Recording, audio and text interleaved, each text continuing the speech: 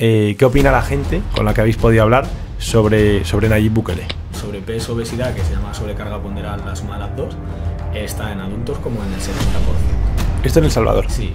Pues en la zona del Bajo Lempa están como en 1900 y pico de España. O sea, vale. Ha sido un retroceso en el tiempo, totalmente. Dentro de las publicaciones científicas, de las revistas de expertos y tal, muchas veces, yo que alguna vez reviso algún trabajo que me mandan de alguna revista, ves cosas que dices, joder, pero si es que me estás intentando engañar. Si algo había en cada respuesta era que el que no había perdido a padres y hermanos en la guerra, luego los había perdido en los conflictos de las maras.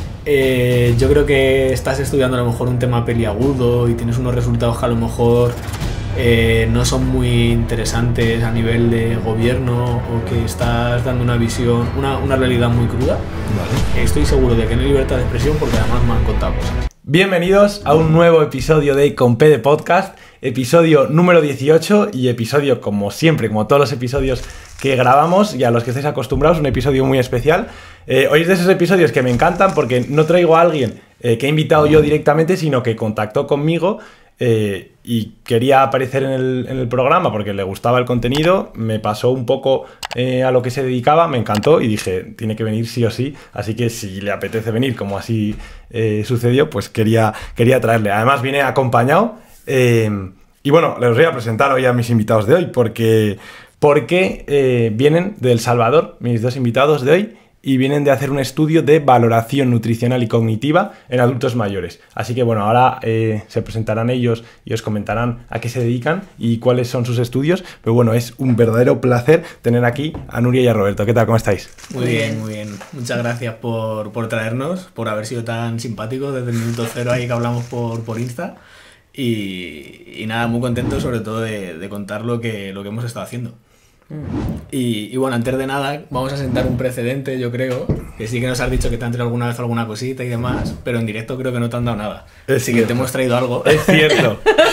Para que la gente cuando empiece a venir que traiga cosas. Que además aquí están los regalos de los invitados, que por cierto, este luego también lo enseñaré, pero mil gracias, lo primero.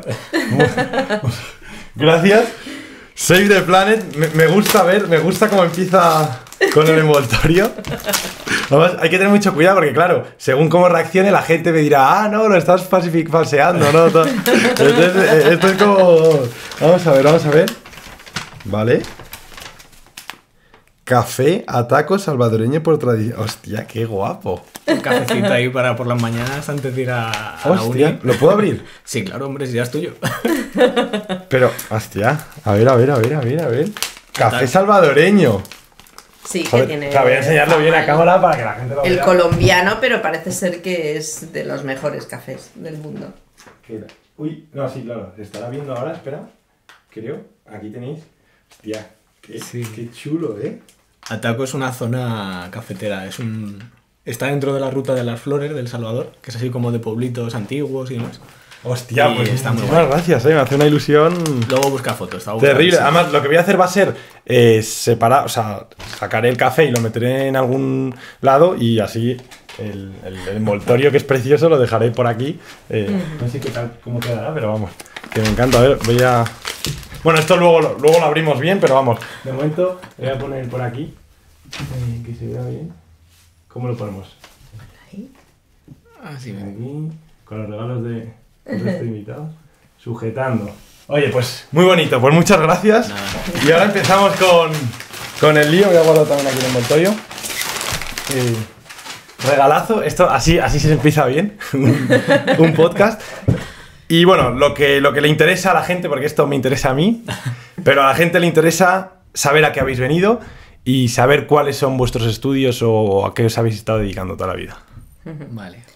Bueno, yo soy Nuria Ponce, soy psicóloga y bueno, conocí a Roberto porque él ha sido el profesor de matemáticas de mi hija en cuarto de la ESO y primero de bachillerato.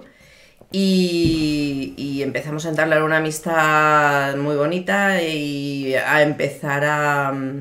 empezó a contar acerca de sus proyectos, que llevaba 4 en el momento en que yo le conocí, 4 proyectos de colaboración de la Complutense con la Universidad del Salvador y me contaba de qué iba la vaina. Como siempre le había planteado que mi hija, pues bueno, pues que necesitaba un baño de realidad y que a mí también en un momento dado me gustaría, no sabía si en El Salvador o dónde, sí que me planteaba a lo mejor viajar alguna vez a otro país.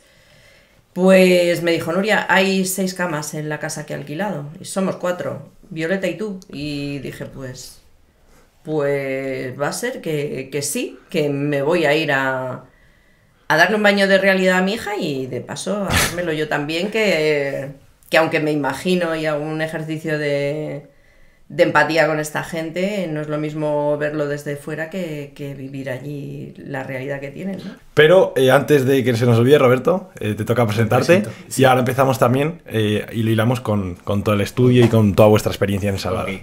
Bueno, yo soy Roberto Pedrero, yo estudié biología en la Complu, luego hice un máster de antropología física y ya pues desde tercero o así de carrera ya empecé como a ser muy curioso y demás, empecé a colaborar con un grupo de epidemiología nutricional que se llama Epinut. Y ya descubrí que me molaba mucho la investigación, además tuve la suerte de tener como un conjunto de profesores y de alumnos así jóvenes que estaban haciendo el doctorado y demás, como con mucho buen rollo, ¿no? Y que se convirtieron en ejemplos a seguir y decir, guau, pues yo quiero ser como ellos, ¿no? Al igual que a lo mejor hay muchos chavales o chavalas que quieren ser pues como alguien, ¿no? Como un influencer, digamos, pues mis influencers fueron pues eso, mis profes de ahora y, bueno, mis compañeros de ahora, que fueron mis profes y demás, ¿no? Entonces toda esta historia del Salvador surgió a través de proyectos de cooperación de la Complutense. Yo empecé a ir en el 2018 y he ido así ininterrumpidamente, salvo el año del COVID, hasta este año. Vale. Y los 2 últimos ya fui como coordinador, que fue como una novedad así, que luego si me quieres preguntar un poco y demás. Pero es una faceta muy guay porque ya, con cosas difíciles también, porque ya tienes personas a cargo, tienes responsabilidades, tienes que elegir si viene un alumno, si no, si tal. Y bueno, este año hemos trabajado con adultos mayores, que es lo que ya se considera a partir de 65 años y que ahora se está poniendo el foco según muchas organizaciones, ¿no? Porque la cooperación siempre ha estado vinculada a niñas y niños, ¿no? Como colectivo más vulnerable que también atrae mucho la atención a través de imágenes televisivas, como que empatiza mucho, ¿no? Vale. Y ahora ya, pues con el tema de alargar la esperanza de vida y demás, pues se ha centrado en el adulto mayor. Y vimos la oportunidad de que viniese más gente a colaborar, pues porque estos proyectos los financia la Complutense y nos dan una cantidad de dinero que es buenísima, pero luego ya si queremos añadir un puntito de ambición al proyecto, hacer historias más chulas, ¿no? Pues necesitamos de ayuda. Y ahí la verdad pues que fue muy buena ayuda porque nosotros nos dedicamos a la parte nutricional y en las personas mayores también un componente muy importante es el cognitivo, ¿no? Entonces ahí teniendo la ayuda de Nuria, ayudándonos con test a nivel cognitivo y demás para complementar esa parte con los adultos mayores, pues nos vino muy bien. Y la de su hija para documentar todo lo que hicimos, que nos estuvo ayudando con las redes sociales, con las cámaras, los vídeos y demás, pues también porque todo lo que no se graba es como si no existiese, entonces necesitamos difundirlo. Vale, bueno, también estáis aquí hoy para eso, para difundirlo. Luego os preguntaré tanto por el tema cognitivo como por el tema más de investigación, cómo se realiza una investigación y demás, pero yo creo que es buen melón empezar por aquí, ya que has empezado tú antes, Nuri, y tú has continuado, Roberto, con el tema de vuestro estudio en El Salvador. Si nos podéis contar más en detalle en qué ha consistido, las experiencias que habéis tenido y a las conclusiones a las que habéis llegado, estaríamos muy agradecidos. ¿Le doy yo primero? Dale tú. Bueno, pues la historia está de trabajar con personas mayores, porque nosotros históricamente siempre habíamos trabajado con niños, ¿no? En escuelas. Lo único que la última vez que estuve allí siempre me decía la gente con la que yo estaba, mis amigos ya del Salvador, con las ONG con las que he colaborado y tal, tienes que conocer a Emilio, tienes que conocer a Emilio. Y yo, bueno, ¿quién es Emilio? Y ya me contaron que era un español que fue allí en la época de la guerra y que había trabajado mucho en ONGs, había conseguido mucha financiación y ahora en El Salvador estaba promocionando por los derechos de las personas mayores. Vale. El contexto en el que nosotros nos hemos manejado y demás es un contexto de zona rural en el que las personas mayores históricamente han trabajado en el sector primario y ahora no tienen ningún tipo de pensión, ¿no? Entonces el dinero que ganan es bien porque se lo envíen los hijos, bien porque sigan trabajando, bien porque tengan cultivos y vendan, etc, etc, ¿no? Entonces, claro, ya viendo que teníamos manejada la parcela del tema de los niños, que lo que nosotros hacemos es estudios nutricionales de pesar, tallar y ver un poco el diagnóstico, y luego complementar las zonas más vulnerables con huertos escolares. Vale. Hemos financiado huertos escolares en cada escuela, comprando plantines que se llaman allí, pues, matas de tomates, de pimientos, de pepino, árboles y demás. Y este año era el tema de las personas mayores. Que aquí, por contextualizar un poco, pues El Salvador, de 6 millones de habitantes que tiene dentro del país, 1.200.000 así está por encima de los 65 años. Vale. Y la gran mayoría no tienen pensión. O sea, es vivir un poco pues o de los vecinos o de la familia, como hemos dicho. Y luego lo que hemos estado haciendo, cuéntate un poco. Bueno, pues hemos estado yendo, la verdad es que Emilio, junto con los directivos de los centros de día, que bueno, tú piensas centro de día y piensas en un centro residencial en España, con unas comodidades, unos sillones, unos sitios con actividades para las personas mayores. A mí me daba la sensación cuando acudíamos a cada sitio que habían cogido cualquier espacio y habían levantado ahí una pequeña construcción con unas sillas tipo terraza de resina de las de aquí, y los abuelos se reunían allí pues a nada o a conseguir que les dieran compañía. A hacerse compañía y a ayudarse, porque incluso cuando acudían a que nosotros les hiciéramos los test y los estudios nutricionales, entre ellos se ayudaban. Entonces, pues primero el golpe de decir, bueno, y esta gente se ayudan entre ellos, realmente, excepto en el último, que había una enfermera. Era enfermera la chica que estaba allí. Bueno, por llamarlo de alguna manera. El resto está gestionado por personas mayores. Vale.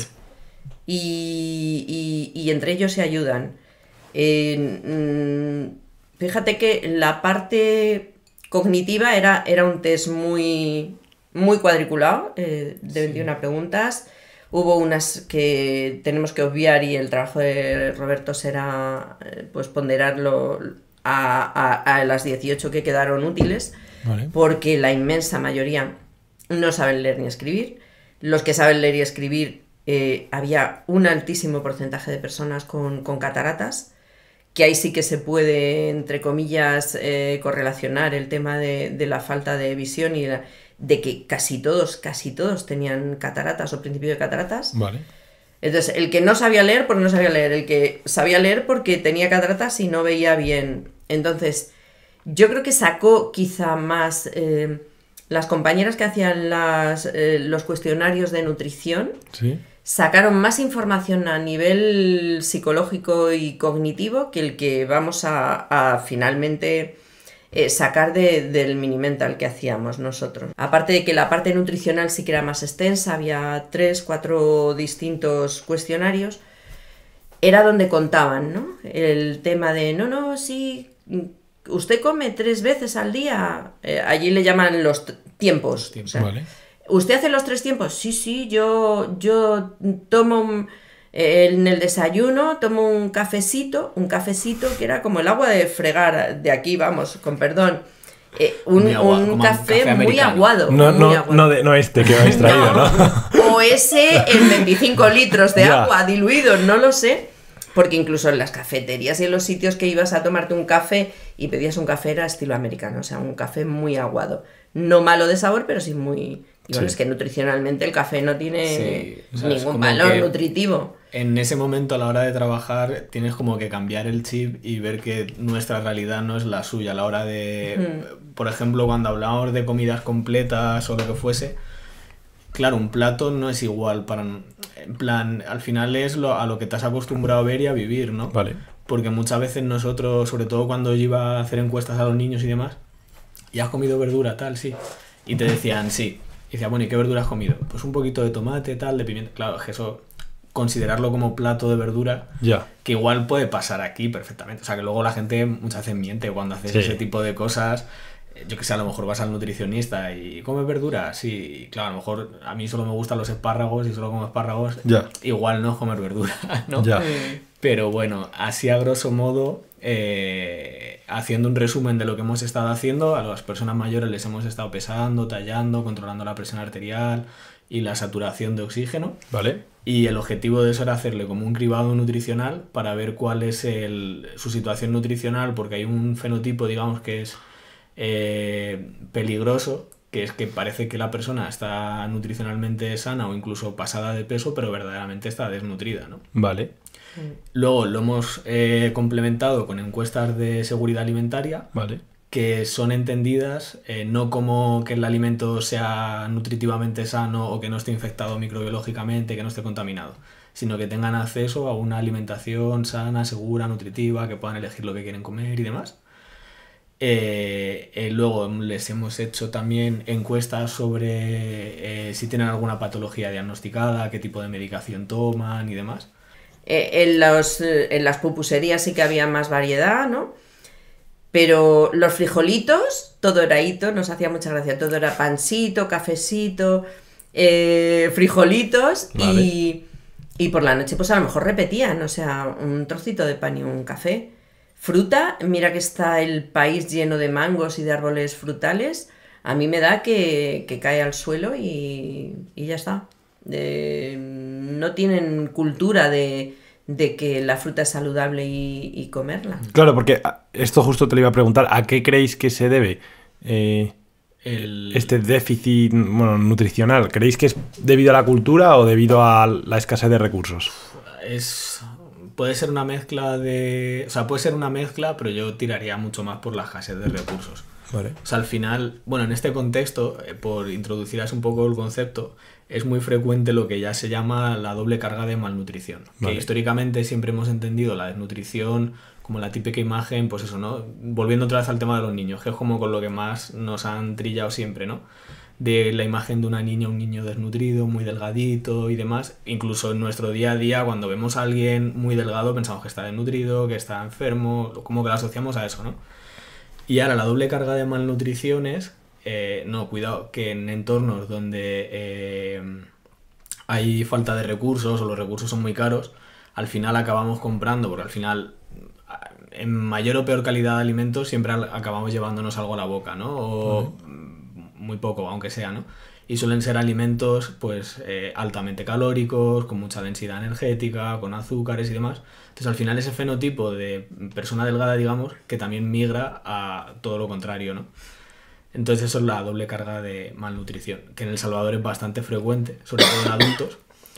Y la pregunta yo creo que es por eso, por falta de recursos. También yo creo que a lo mejor puede haber un poco de falta de cultura, sobre todo gastronómica.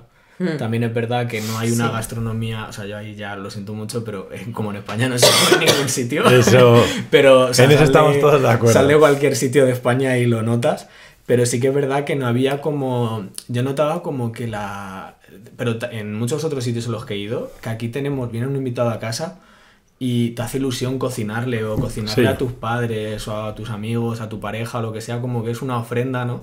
Allí ese culto por la comida, digamos, por la gastronomía, como que nunca lo he vivido, y yo creo que al final eso también te hace como despreocuparte, ¿no? Vale. Y que luego el nivel de vida es muy caro, o sea, el nivel de...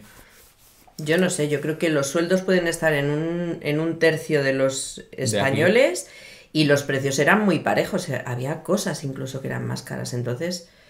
Pero sí que a última hora yo en la reunión con los directivos y con Emilio Espí en Arte, en la sede de Arte, les decía, pero es que ustedes no cultivan, yo soy hija de agricultor, ustedes no cultivan huertos para el consumo familiar. Y me dice uno de ellos, no, es que nosotros lo vendemos todo. Digo, a ver, una cosa es que tú cultives a gran escala para vender y otra es que tú tengas un pequeño huerto, que una tomatera, el que ha tenido tomateras aunque sea en huertos urbanos que ahora está muy de moda, sabe que una tomatera produce mucho tomate. Yo en mi casa a todos los vecinos surtíamos, cuando mi padre sembraba huerto había pepinos, tomates. Yo creo que hay falta también a lo mejor educativa de cara a que la gente ya se acomoda, no, yo los frijolitos, las pupusitas y demás, y no van más allá.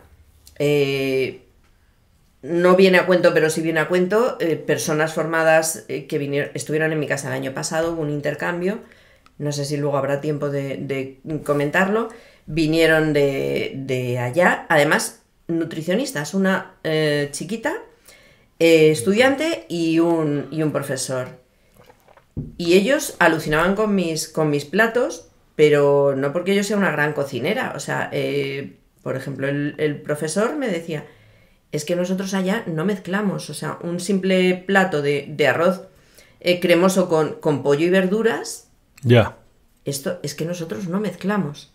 Es que nosotros allá, y te estoy hablando de un profesor de nutrición, que me digas, esta gente del Bajo Lempa, que es una zona deprimida socioeconómicamente hablando, pero un profesor de nutrición debería estar familiarizado con que, aunque en su país pongan el arroz blanco como complemento, como puede ser el pan, como hacen los chinos, ¿no? Que el arroz cocido es una cosa y luego se pone la proteína por otro, pero a él le llamaba mucho la atención, les llamaba mucho la atención mi forma de cocinar.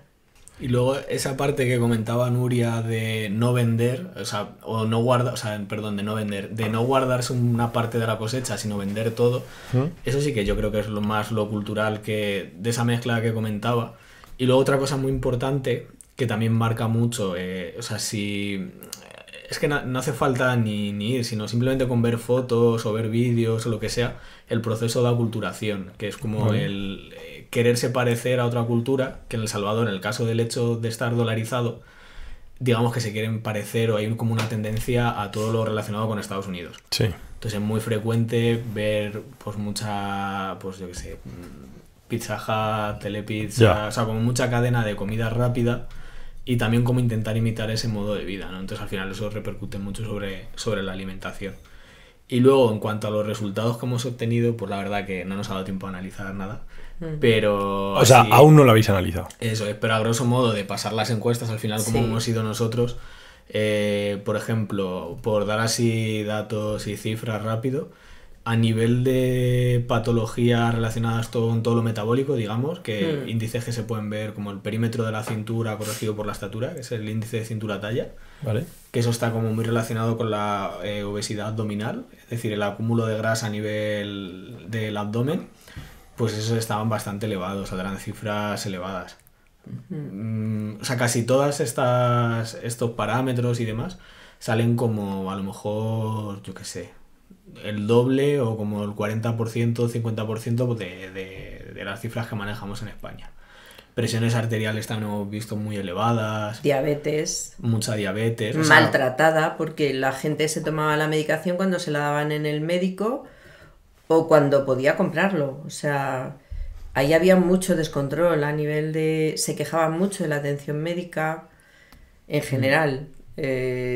Y era eso, ¿no? Cuando me da el médico tengo medicación y cuando no, pues hasta que no puedo volverlo a comprar. Porque el sistema sanitario es público, o sea, es seguridad social como aquí. Lo que pasa que cuando... Eso, el quererse parecer, digamos, a Estados Unidos, o así es como yo lo he entendido muchas veces, hace que cuando la atención no es de calidad o se considera que no es de calidad, pues me voy al privado. O sea, que aquí se hace lo mismo, pero yo aquí creo que la gente es más reticente a ir a la sanidad privada. Y ahí es como más, no sé, lo veía como más frecuente. O mucha gente que directamente, pues yo me voy al privado, tal, no sé qué. Y al final, claro, una consulta a lo mejor son $60, que es como el 25% de un salario, digamos, ¿no? ¿De un salario mínimo o de un salario medio? Promedio. O sea, digamos, hablando así con maestras de escuela y demás, a lo mejor ganaban $350 a $400.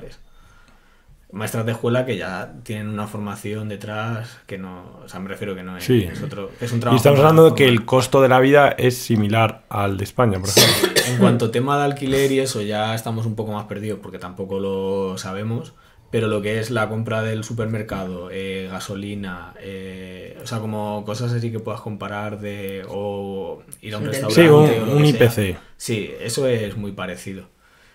Y eso, entonces, resultados no tenemos todavía, pero bueno, a grandes rasgos son esos. De alimentación, digamos que de las personas mayores que hemos entrevistado, que han sido casi como unas 300, casi todas por encima de 65 años, 3 tomas al día de comida, pues yo diría que ninguno. O sea, el que decía que 3, una era el café con el pan del desayuno, Vale. que no lo contamos como una comida completa. Poca diversidad, lo que es fruta y verdura, prácticamente nadie. O sea, al Nada. final es hidrato de carbono casi 100%.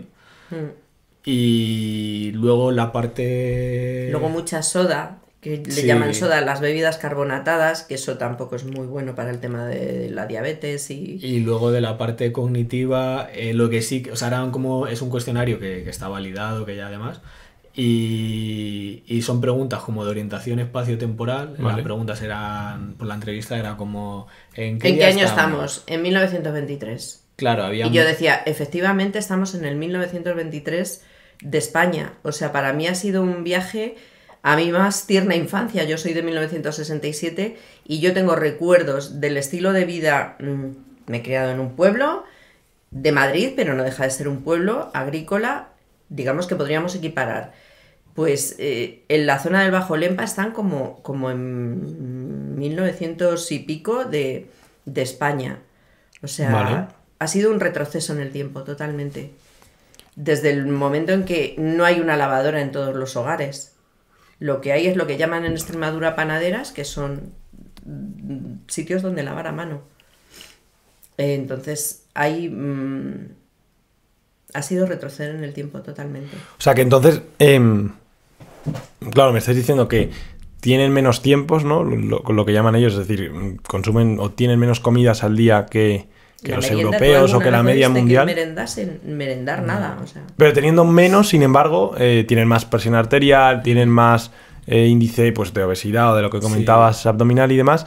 ¿Esto está relacionado con la ingesta abusiva de Sí. hidratos de carbono? Claro, o sea, al final, es que yo, por ejemplo, soy muy friki. Al final, ¿cómo se llama esto? Deformidad ¿no? ¿Cómo se llama esto? Lo De formación profesional. De formación profesional. Pues eso, yo al final me dedico a los datos y soy muy friki y yo voy haciendo como fotos. Entonces, la estadística nacional es que en adultos el sobrepeso, obesidad, que se llama sobrecarga ponderal, la suma de las dos, está en adultos como en el 70%. Esto en El Salvador. Sí, 65, 67, 70, por redondear. Entonces yo iba por la calle contando 10 personas. Y claro, te sale tal cual, en plan, 7 personas de 10 están de visualmente que lo ves que tienen ese abdomen. Ese fenotipo. Y son muestras aleatorias, simples. Claro, además. eso es, en plan, vas andando y yo qué sé. Este año porque no hemos cogido autobús, pero yo iba en el autobús cuando estaba solo, pum, pum, contaba, pum, foto y tal. Y sale, y claro, al final es como, imagínate que aquí tu alimentación cambia y te quitas la fruta, te quitas la verdura, luego además, por la gente que trabaja en el campo y demás, pues se hace actividad física, pero es que el resto, es que no hay como un espacio, luego también el clima te condiciona mucho, cuando no te caen 3000 grados a la sombra, tienes un montón, tienes el tema de las tormentas, entonces al final...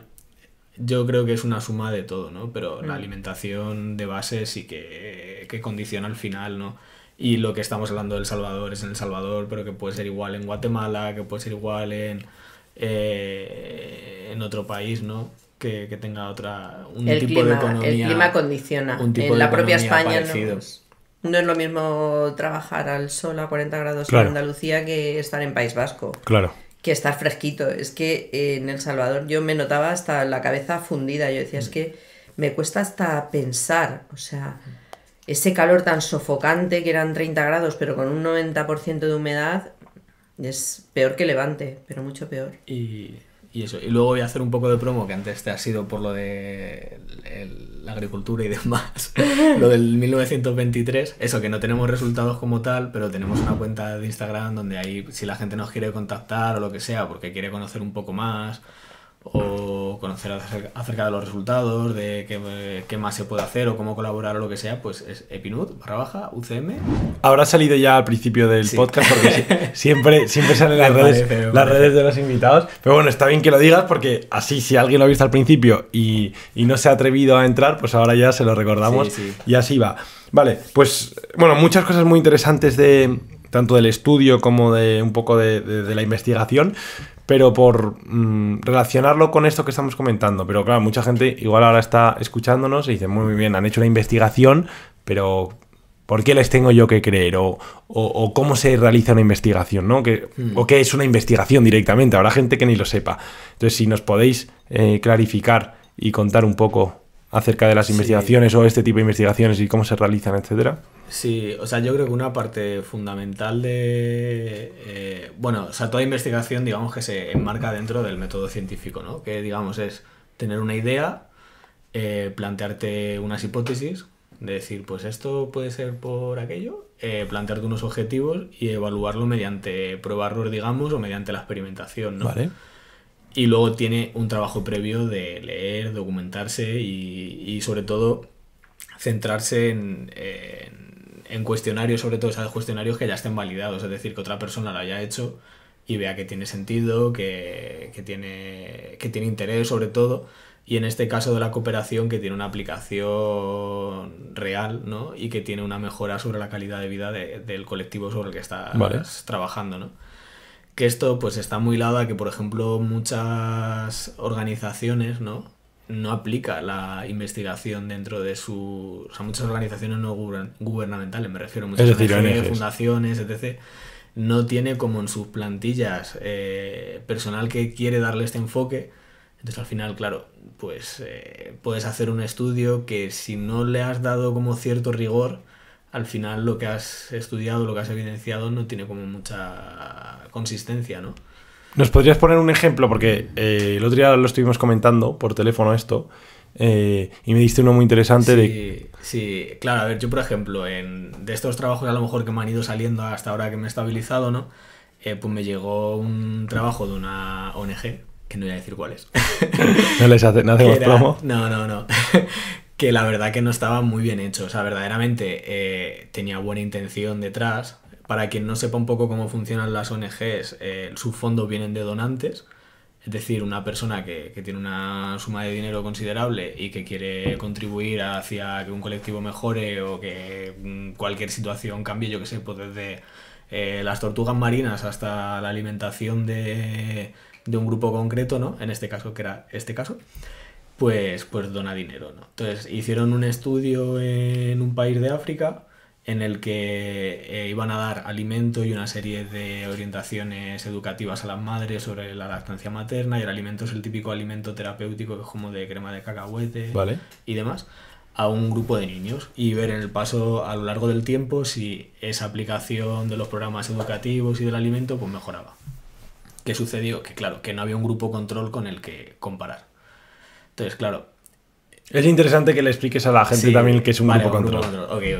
Vale, pues entonces está el grupo experimental, digamos, el grupo control. Si yo quiero ver si este alimento, la cerveza, digamos, tiene un efecto sobre la alimentación de un colectivo, en este caso los niños, pues tienes que darle a un grupo, le tienes que dar el alimento, el alimento terapéutico, y a otro grupo no se lo tienes que dar. Y a lo largo del tiempo hacerle unas medidas corporales, ¿no? Del peso de la estatura en este caso, y ver cómo van evolucionando esos parámetros. Entonces, lo que esperas es que esos parámetros sean mejores o vayan mejorando en el grupo que ha recibido el alimento, ¿no? Y cuando pase X tiempo, sentarte y valorar y decir, vale, pues estos niños que han tomado este alimento a lo mejor han ganado 5 centímetros más que los otros. Vale. O han ganado 3 kilos más que los otros. Y este grupo control, que suele ser un grupo placebo, ¿no? Que claro, no sabe que no está recibiendo. Bueno, en este caso no es que no lo supiese, es que, claro, si no, o sea, que como es una cosa que es comida, es como no... En plan, no está recibiendo nada directamente. Y en este caso no existía grupo control, entonces no sabes el efecto que tiene ese alimento. Sabes que tiene un efecto, pero no sabes si ese efecto se debe al azar, se debe al alimento, se debe a, yo qué sé, a cualquier otra historia, ¿no? Entonces, de ahí la importancia de meter en plantilla gente que tenga como esa perspectiva científica, ¿no? Porque luego al final lo que sucede es que el donante, que a lo mejor ha donado X millones de euros, dice, oye, claro, yo quiero saber si lo que he hecho ha tenido una trascendencia. Y ahí es donde entran los conflictos, ¿no? ¿Y esto pasa en la mayoría de ONGs o en...? A ver, eso ya no lo conozco mucho. Yo sí sé que hay pocas que, por lo que tengo entendido, al final conoces a gente del mundo y demás, que hay pocas que trabaja así. Vale. Ahora, si es la gran mayoría ya... Ya, pero sí que es la norma. Sí. Sí, de hecho yo muchas veces me he querido meter a trabajar en ONGs y lo he tenido súper complicado porque al final buscan como un perfil de gestor de proyectos. Ya. pero de ejecutar o de demás... Pues, o sea, que viene un tío y dice, mira, nos ponemos 1.000 millones de euros o de dólares para hacer este proyecto, desarrolladlo, llevad el alimento en cuestión a Burundi, por ejemplo, y repartirlo entre los niños. Claro. Pero luego no hay alguien que establezca los efectos causales entre el alimento y el desarrollo. Yo creo que puede haber gente, pero muy poca. Pero poca. Y vale. luego también una cosa que creo que es muy importante, que luego yo creo que Nuria y el resto de compañeras que este año han venido por primera vez, yo ya esa perspectiva la he perdido, ¿no? Pero es el hecho de estar en el sitio y ver las cosas. O sea, al final tú desde tu casa puedes hipotetizar 50.000 escenarios. Ya.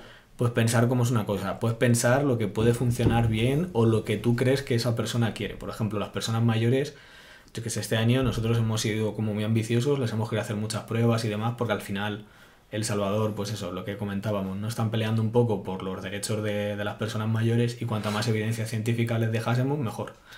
¿Qué ha sucedido? Que ellos querían hablar.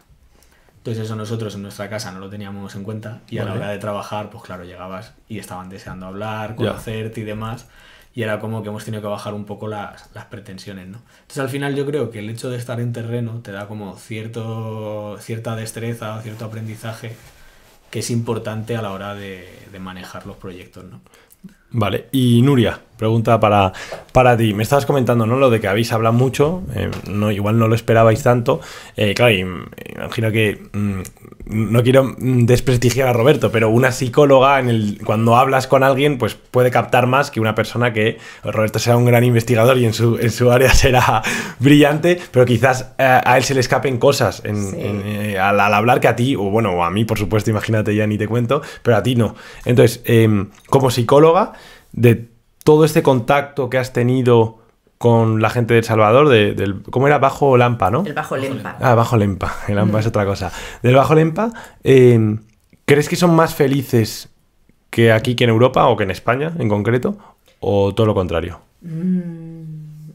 Yo veo como que están muy acomodados a lo que les ha tocado. Hay una fuerte convicción religiosa. Vale. Diosito está en todos sitios. Primero Dios, estamos bien. Estamos mal, pero estamos bien, porque quizá no conocen otro modo de vida. Sí que me resultaba muy curioso porque yo pasaba un cuestionario muy breve, que era el mini mental, y digamos que ahí no se soltaban tanto. Creo que yo debería haber estado más con la oreja puesta. Les contaban más cosas cuando hablaban del tema de comida. Y usted come verdura, y usted come tal, y usted come cual. Ahí sí que había un flujo de información mejor. Porque lo que dice Roberto, estaban deseando hablar. Entonces veíamos que las historias se repetían. Vale. Y lo que te decía, independientemente de que sí he detectado que casi todos tienen un deterioro cognitivo, en mayor o menor medida, falta hacer los números, pero sí que la gente, o sea, ¿en qué año vivimos? ¿En qué día estamos? Es que muy, muy difícil. O sea, ¿y a qué crees que se debe este deterioro cognitivo? Pues yo creo que en gran parte a todo el estrés postraumático que tienen. Si algo había en cada respuesta era que el que no había perdido a padres y hermanos en la guerra, luego los había perdido en los conflictos de las maras. Vale. Que ha habido ríos de sangre desde el año que empezó la guerra en el 84, por ahí, 80. ¿No? Han estado muchos años de guerra, del 84 al 92, me parece. Y luego el tema de las maras también se solucionaba todo a fuerza de machete. O sea, la gente estaba muy... Y perdón por interrumpir, aparte de eso, muchos hijos también. O sea, que de todas las pérdidas que has dicho, al final la que más duele yo creo que es la de una hija o un hijo. Sí, la gente, o sea, el caso de una señora que estaba esperando que repatriasen el cadáver de una hija que había sido producto de violencia de género en Los Ángeles. Vale. Entonces, como esa historia, tantas otras. O sea, enterrar tantos hijos, la gente estaba como... Es que no estaba. No, es que yo no sé hasta qué punto esa hipótesis que se planteó, que se podía establecer una correlación entre alimentación y deterioro cognitivo, que seguro que también la hay, porque al final somos seres fisiológicos, o sea, biológicos, ¿no? O sea, la biología cuenta. Y bueno, era algo que quería posponer y preguntarlo más tarde, pero bueno, como lo has comentado tú y la gente seguro que está deseando que os lo pregunte. Me hablas del tema de las maras. Al fin y al cabo, el conflicto que han supuesto las maras para El Salvador ha sido, yo creo que no es comparable a casi ningún país, desde luego que de Occidente a ninguno, y quizás de Latinoamérica o Asia me cuesta encontrar un parentesco con algo similar. Y bueno, ha habido como un personaje muy, muy sonado y resonado en redes sociales que se ha popularizado mucho, pues al fin y al cabo también por estas plataformas de vídeos cortos, TikTok, Shorts en YouTube, Reels en Instagram, que es Nayib Bukele, ¿no? El presidente de El Salvador. Bueno, él le declaró, salió como presidente elegido hace unos pocos años, declaró abiertamente la guerra a las maras, y el conflicto parece que, no sé si, solucionar nunca se soluciona, porque yo creo que esto es un mal endémico y tardará años en solucionarse, muchos más de los que... Pero bueno, sí que se ha visto una reducción muy, muy, muy clara en el número de asesinatos, número de robos y en definitiva en el número de pandilleros o de personas vinculadas con la mara. Mi pregunta es concreta, sencilla. ¿Qué opina la gente, de toda la que habéis entrevistado y de toda con la que habéis podido hablar, sobre Nayib Bukele? Vale, empiezo yo, ¿no? Sí. A ver, yo aquí voy a mezclar un poco con lo que yo también he vivido a lo largo del tiempo, porque justo el primer año que yo fui, Bukele creo que era... Igual meto la pata porque de política no estoy muy puesto, pero creo que era presidente como de la alcaldía de San Salvador. Y luego ya el año siguiente que yo fui ya pasó a ser presidente del gobierno. Entonces digamos como que he visto todo su periodo legislativo, ¿no? Vale. Entonces también hay que matizar que la zona en la que nosotros estamos es una zona peculiar en el sentido de que es casi todas las personas del Bajo Lempa son personas que fueron movilizadas tras la guerra. Vale. Entonces son personas que ya vienen como con una ideología muy marcada, Vale. ¿no? Que es la de haber pertenecido al bando de las milicias, ¿no? Vale. Casi la totalidad, porque luego sí que hay algún grupo de militares que fueron movilizados a esa zona. La zona del Bajo Lempa, que bueno, Lempa, que no lo hemos dicho, es el nombre de un río, entonces Bajo Lempa, que a mí me costó pillar al inicio de todo, es la zona de la desembocadura del río, ¿no? Entonces son comunidades que viven alrededor de ese río. Y el término comunidad es como si dijésemos barrio. Vale. Entonces son personas que durante la guerra esa zona fue como de conflicto, se devastó, y cuando acabó la guerra, tras la firma de los acuerdos de paz en 1992, ubicaron en esa región a un montón de personas que habían perdido su hogar o que habían perdido familiares o gente que haya participado muy activamente en la guerra, y como recompensa les habían dado un terreno para poder vivir. Vale. Entonces digamos que es una gente con una ideología ya muy marcada y que no suele estar como muy a favor de Bukele, ¿no? Pero porque es como que es muy afín a un partido. Al igual que aquí a lo mejor cuando han surgido otros partidos que no son PSOE y PP, y a un votante le cuesta salirse de ese bipartidismo, le cuesta salir de ese bipartidismo que tenían antes, sí. Con Arena creo que era, y el Frente Marabundí de El Salvador. Eran dos partidos, pues igual aquí, PSOE, PP, y cuando empezó a surgir otros partidos, la gente era como no, yo voy a votar a este o a este, pues igual, ¿no? Es un colectivo como con una idea política muy cerrada. Luego, la gente con pequeños y medianos negocios, digamos, pues una peluquería, un bar, una tienda de alimentación chiquitita, está contenta porque han ganado mucho en seguridad. Y además te lo dicen.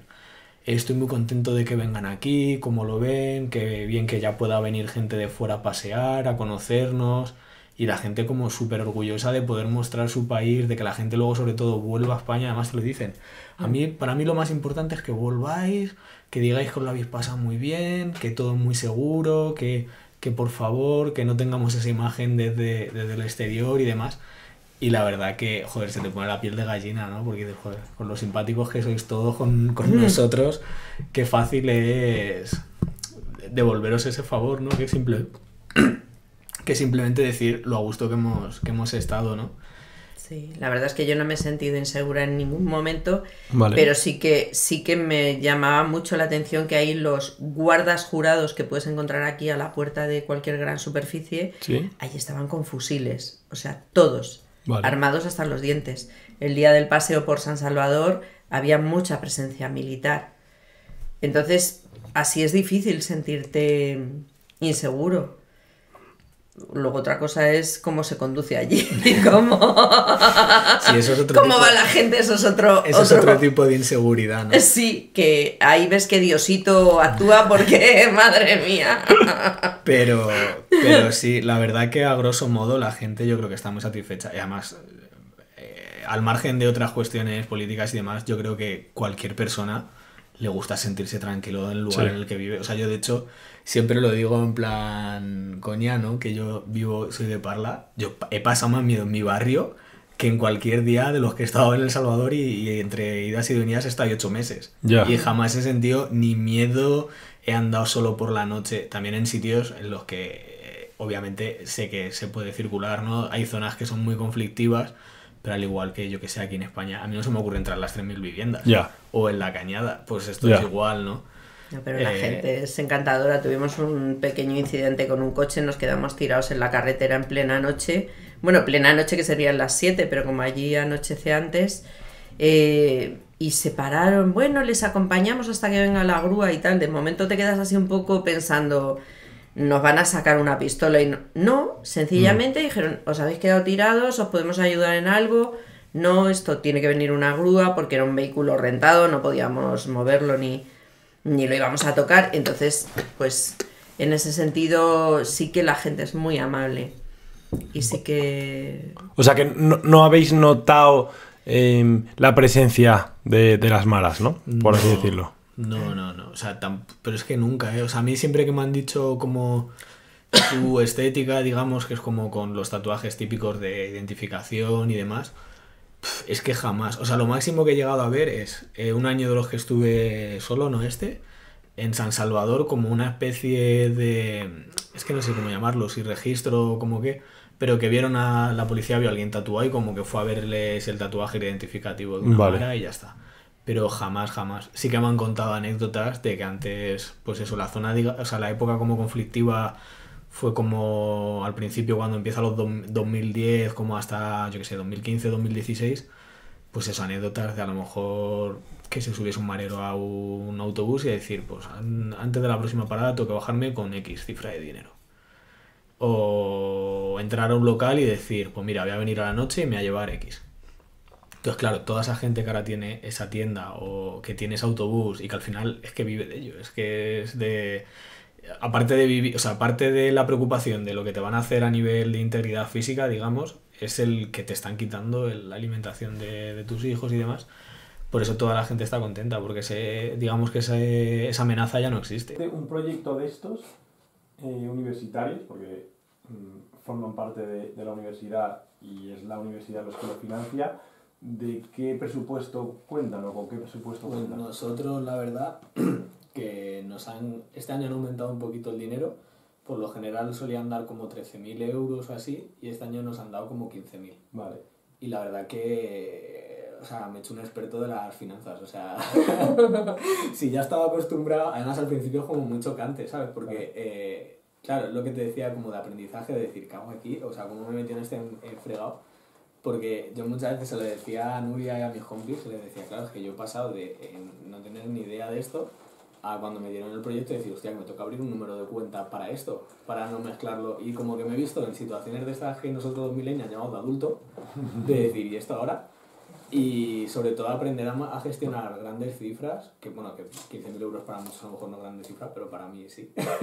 Entonces era como, wow, ¿y ahora qué hago? Y yo creo que esa perspectiva también de querer ahorrar al máximo y de querer, creo que ha sido una cosa muy buena para poder exprimir todo. Por ejemplo, el año pasado, que también lo gestionaba yo, las 2 personas que vinieron se quedaron en su casa y al final, pues pese a que le pagué el alojamiento, no es lo mismo un alojamiento en Madrid que en casa de alguien de confianza, ¿no? Muchas veces también pues, con el cambio de dinero, el simple hecho de cambiar de euros a dólares, a lo mejor venía alguien de fuera, de alguna amiga, de algún amigo lo que sea que ha viajado, pues ya cambiaba y ahorraba pasta. Vale. Y, o sea, cambiábamos a pelo y ahorrábamos la comisión del banco. Y eso al final es que es dinero que dices, es que con 15.000 pavos, 3 estudiantes que hemos ido para allá en billetes ya son como casi 3.000 y pico euros, más otra que va a venir aquí. O sea que al final no da para mucho, de ahí que la ayuda de 3 personas de fuera que han venido a colaborar pues haya hecho que duplicásemos la plantilla que teníamos, que éramos 3 y hemos sido 6. Ya. Y al final eso pues ayuda mucho. Y luego un poco por cerrar así el tema cooperación y demás, es una experiencia que yo recomiendo a todo el mundo. Y que no hace falta irse fuera ni de España ni de tu propio barrio para poder cooperar y poder ayudar a quien lo necesite. Desde la Complu este año también hemos tenido proyectos de aprendizaje-servicio que en resumidas cuentas es como gente que tiene un conocimiento sobre algo lo pone al servicio, ¿no? de un colectivo vulnerable. Fuimos a centros de personas sin hogar. Vale. Para mí fue otro baño de realidad, o sea, de ponerte los pelos de punta, la gente contando sus historias y demás. Y es eso, al final es dedicarle tiempo a la gente, que muchas veces pensamos que tenemos que hacer grandes locuras o que no tenemos dinero para ayudar a alguien o lo que sea. Y al final yo creo que lo que más ayuda y lo que más motiva o lo que más necesita la gente y lo que más gratifica es tiempo, dedicar tiempo.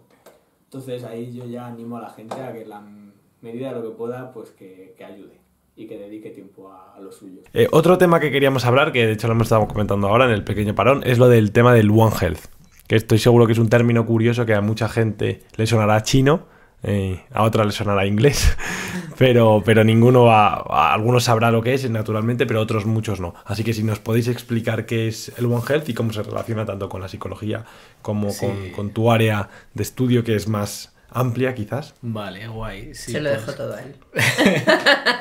Pues el término de One Health, digamos que es como una salud única, ¿no? Como una salud. Y es una salud no de la persona, sino que hay que desterrar esa visión antropocentrista, digamos, sino que es una salud planetaria. Entonces es como si hiciésemos como una especie de anagrama, o si se busca One Health en Google o lo que sea, te van a salir 3 grandes círculos, 3 grandes elementos que están como interrelacionados, ¿no? Que es la salud humana, el bienestar animal y la salud de los ecosistemas. Entonces, claro, luego cada uno tiene sus peculiaridades. Digamos que dentro de la salud humana ya la vamos advirtió hace mucho tiempo, que salud no es ausencia de enfermedad o ausencia de dolor, sino que es bienestar también, bienestar psíquico, bienestar emocional, bienestar social, bienestar social con el entorno. Y luego el tema de la salud animal, pues bueno, aquí ya se puede derivar a muchas cuestiones, ¿no? Pero digamos que, bueno, ayer creo salió la ley de bienestar animal. Y bueno, está sobre todo relacionado con el tema de que hay que cuidar el nicho animal para no tener tanta zoonosis como hemos tenido pues recientemente, ¿no? Digamos con el tema del COVID y con otras tantas, pues a lo mejor de enfermedad de las vacas locas y demás, que al final son enfermedades que nos acaban llegando. A lo mejor, no voy a decir que en todos los casos sea así, sino que en muchos de los casos, pues las condiciones higiénicas de los animales o las que se encuentran no son las óptimas. Vale. Entonces al final eso es un peligro que repercute sobre nosotros. Y luego la de los ecosistemas, pues bueno, todo el cambio climático, como es la salud de los océanos y demás, pues al final es como entender toda esa parte, ¿no? De salud planetaria, quitándonos a nosotros de la cúspide de la cadena, ¿no? Y luego eso se hila muy bien con una cuestión de la antropología. Bueno, yo estudié antropología física, que mucha gente no sabe lo que es, verdaderamente. No sé si yo te preguntase qué es antropología física, bueno, igual... es que me lo chivaste el otro día, eso es. pero no lo sabía. Claro, mucha gente cuando me conoce o lo que sea, o incluso en entrevistas de trabajo, en plan de antropología física tal, ¿y eso qué es? Claro, la gente sabe lo que es y quizás antropología, pero claro, cuando entra el apellido... Claro, el apellido de física es un poco malo, ahora de hecho se está luchando porque sea antropología biológica o bioantropología, que pese a que a lo mejor te tiene que explicar algo más. Pero da más pistas. Orienta un poco más, ¿no? Entonces hay que abandonar un poco todo ese pasado, además, que tiene la parte antropológica, que muchas veces está pues vinculada pues al racismo, a pues estudios que se han hecho muy macabros, digamos, antiguamente, ¿no? Vale. Y quitarnos a nosotros de la cúspide de la cadena, ¿no? Que no es... Pues hay muchos libros que a lo mejor el título es La especie elegida o preferida a nosotros. Y es como, no, o sea, elegido por quién o para qué. O, ¿no? Entonces es como que no somos los protagonistas.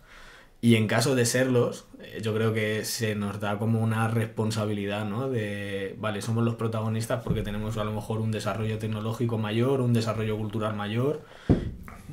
Pues coño, seamos responsables, ¿no? Claro. Y cuidemos lo que decimos que es nuestro. Vale. Entonces, luego dentro de nuestro trabajo, digamos, que hemos tenido, pues de lo que hemos estado hablando del Salvador y demás, pues al final digamos que sobre los ecosistemas y sobre la salud, el bienestar animal y tal, pues no hemos incidido mucho. Sobre la salud humana, pues creemos que sí, ¿no? O esa ha sido la intención. Y sobre, a lo mejor el tema de los ecosistemas, pues quizá con el tema de los huertos, ¿no? Que hemos estado trabajando con huertos comunitarios en escuelas y demás, pues al final es tener producto sano y saludable, como puede ser la fruta y algunas hortalizas, en el mismo lugar donde se va a consumir, ¿no? Y pues evitar costes de transporte, etc, etc, ¿no? Vale. Entonces, lo máximo que se ha podido vincular. No estaría mal que veterinarios hicieran algún proyecto de Bueno, control de natalidad de los perros. Una cosa que a lo mejor se sale un poco de nuestro tema y tal, a mí Vale. algo que me ha herido profundamente es ver el abandono de los perros, gatos menos, porque los gatos son menos dados a exponerse, pero sí que el abandono de los perros es algo que a mí, o sea, ver perros muertos en la cuneta, Ya. muchos, y los buitres comiéndoselo. Ya. O sea, Buah, y esto has abierto una cosa muy chula ahora, ¿eh? o sea, veterinarios del mundo, planteaos, veterinarios de la Complutense, de cualquier otra universidad española, plantearos, por favor, ir a hacer algún tipo de intervención allí y controlar, como aquí se hace por barrios y por protectoras de animales que van pues haciendo trabajos de esterilización de las hembras para que no proliferen, porque a mí lo de los perros de verdad que me hundía en la miseria. Hemos hecho muchos kilómetros en coche y los perrillos por ahí perdidos, sin dueño, ni muertos de hambre, llenos de pulgas, a mí me llegaba al alma. O sea, ese abandono, así como te digo, muy curioso la cantidad de farmacias que allí hay por metro cuadrado, por kilómetro cuadrado de población. Clínica veterinaria, yo no he visto ninguna y nos hemos movido por Sí. muchos sitios. Ya. De hecho, claro, es que esto ahora has abierto una cosa que no se me había olvidado por completo y muy chula, porque ahí la opinión de Bukele con Vale. el tema del One Health, el bienestar animal y los perros, que es que hace poco construyeron en tiempo, creo que récord, me aventuro a decir, un hospital veterinario en El Salvador. Vale. Y la gente estaba súper hater con el tema del hospital veterinario, porque decían, en cierta medida, con cierta razón, también tengo que decirlo, justificado, que joder, que el gobierno que se gaste dinero en los perros y no se lo gasten en ellos. Y es como, a ver, cuidado, que esto se puede analizar desde muchas perspectivas, Sí. ¿no? Porque obviamente, la gente tiene hospitales en cada cabecera de departamentos como comunidad, o sea, como provincia, perdón, hay hospitales próximos. Yo de hecho me he puesto malo muchas veces y he tenido que ir al hospital. Y es lo que dice Nuria, perros hay muchísimos, al final son focos de infección. O sea, por mucho que los quieras cuidar, no dejan de ser animales que no Ya. sabes si están vacunados. Nosotros muchas veces íbamos a alimentarles y demás porque ya empatizas o te da pena, lo que sea.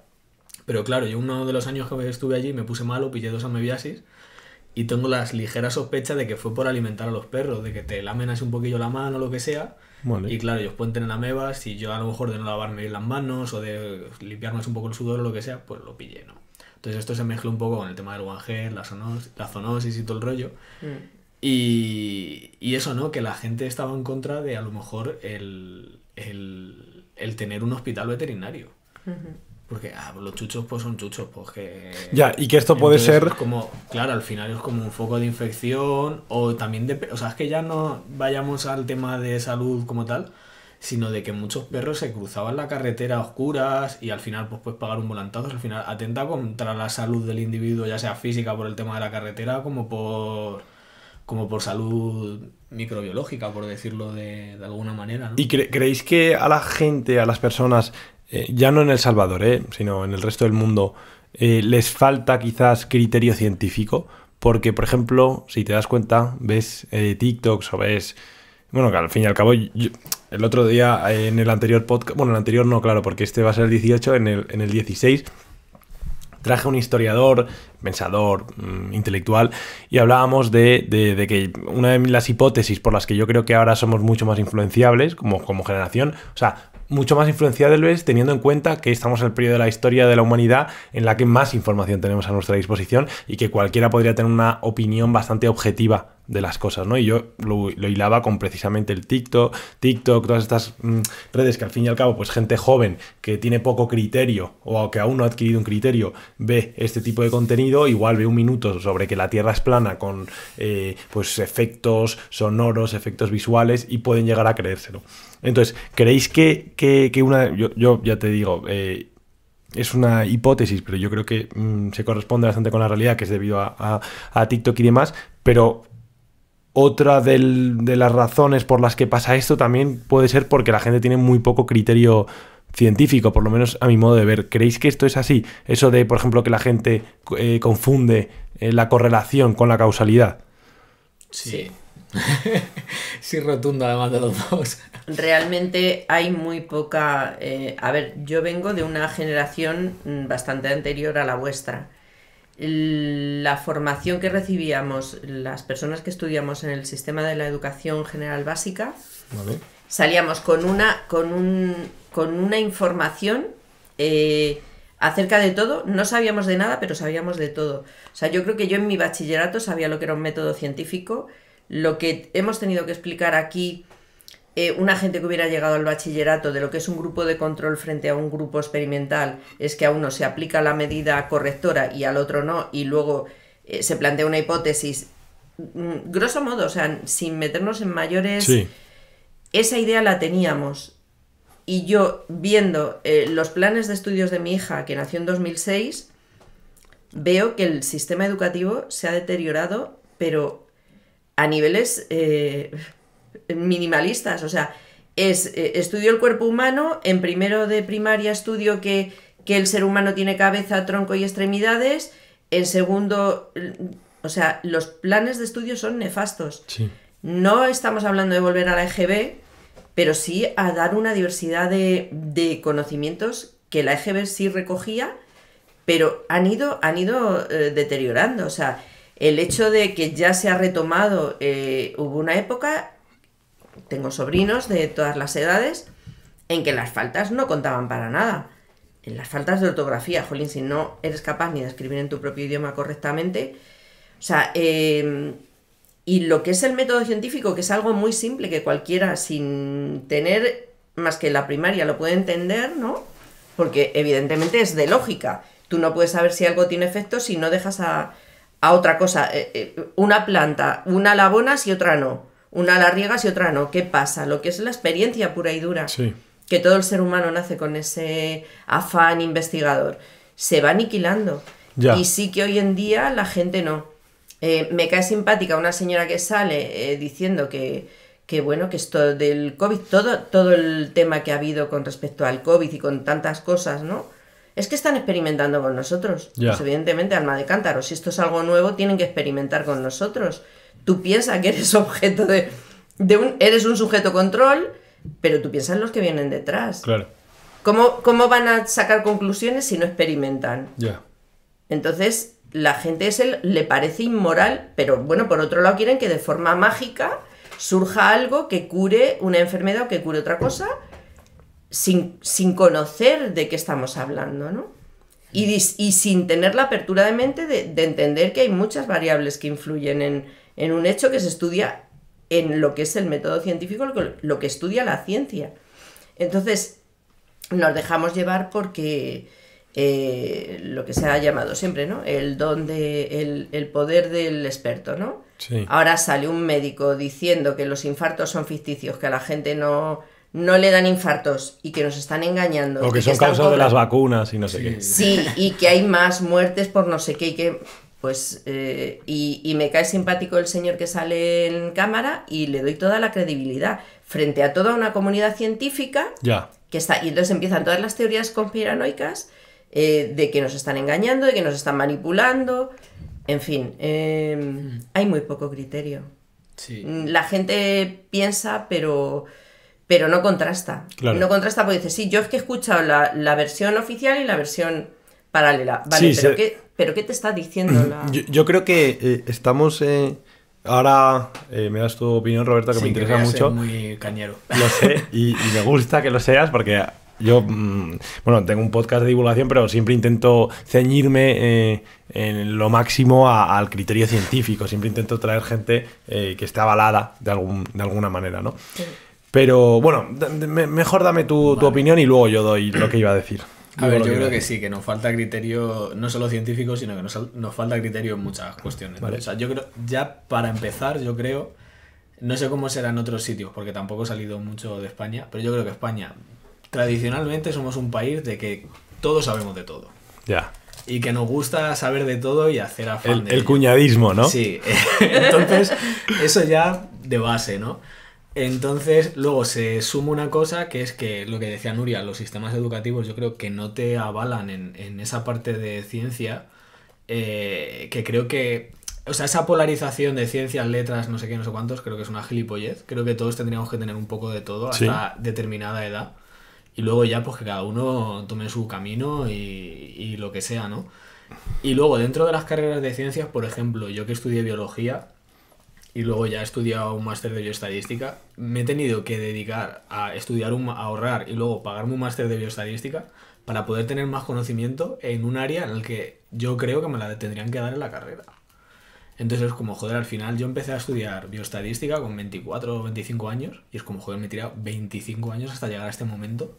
Estoy ya saturado, o sea, creo que si se invirtiese más en formar a la gente, aunque fuese, o sea, obviamente paulatinamente, que nos fuesen sonando cosas, tendríamos mejores profesionales en muchos ámbitos, o profesionales más jóvenes al fin y al cabo, ¿no?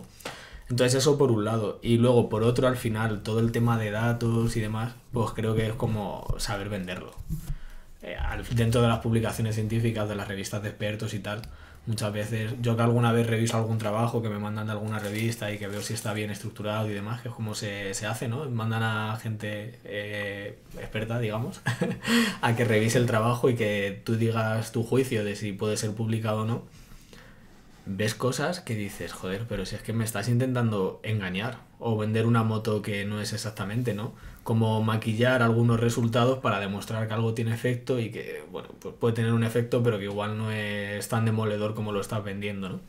Y a mí me mola mucho una una imagen que la vi una vez en LinkedIn y ya me la copié, que las pongo en las presentaciones y eso cuando alguna vez voy a dar alguna charla, que el tema de los datos es como un montón de piezas de Lego en la mesa, desordenadas con diferentes colores, y a ti te dice, mira, tienes que contar una historia. O al final la ciencia es contar historias, claro, ¿no? La historia de cómo el fármaco X cura la enfermedad Y.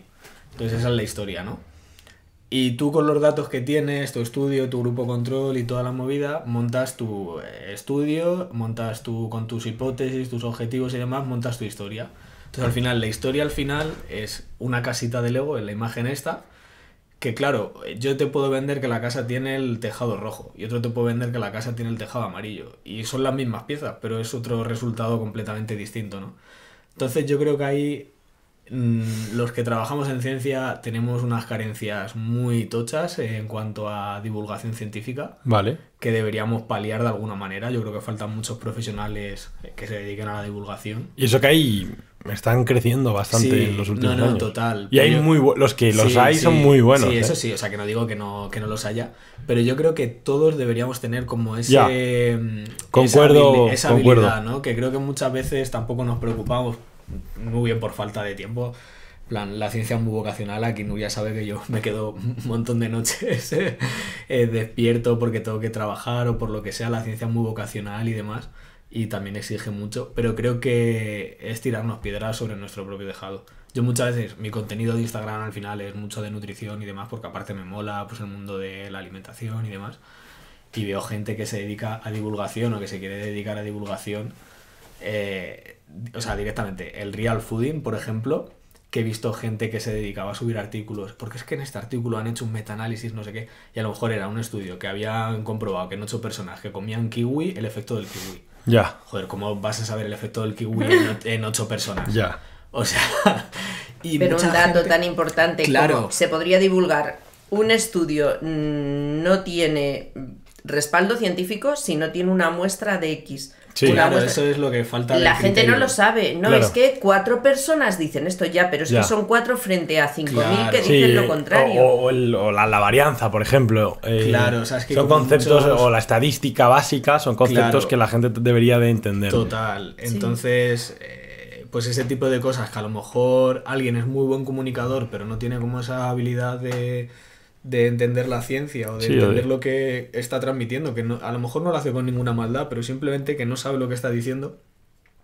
Claro, tienen tan buenas habilidades sociales y tienen una Claro. masa tan grande que crece, y al final la gente se lo cree. Sí, pero yo creo que, y de hecho lo hilo con las dos opiniones que habéis dado, que es parecida y yo concuerdo al 100% con vuestra opinión. Yo creo que esto es debido a que estamos en un momento en el que es curioso, porque como comentaba antes, tenemos demasiada información a día de hoy, pero es muy complicado filtrarla. Por ejemplo, en tu generación o la generación, por ejemplo, de mi abuela o la generación pues ya de mis bisabuelos, tatarabuelos, había muy poquita información, pero tenía un criterio quizás mayor bueno, depende, porque esto hay que cogerlo con pinzas, pero dentro de sus posibilidades y dentro de que el método científico o la ciencia no había avanzado tanto como en nuestra época, yo creo que el problema es que los sentimientos están ganando a la razón. Y esto lo vemos tanto en política como en sociedad, como en ciencia. Es decir, un tío...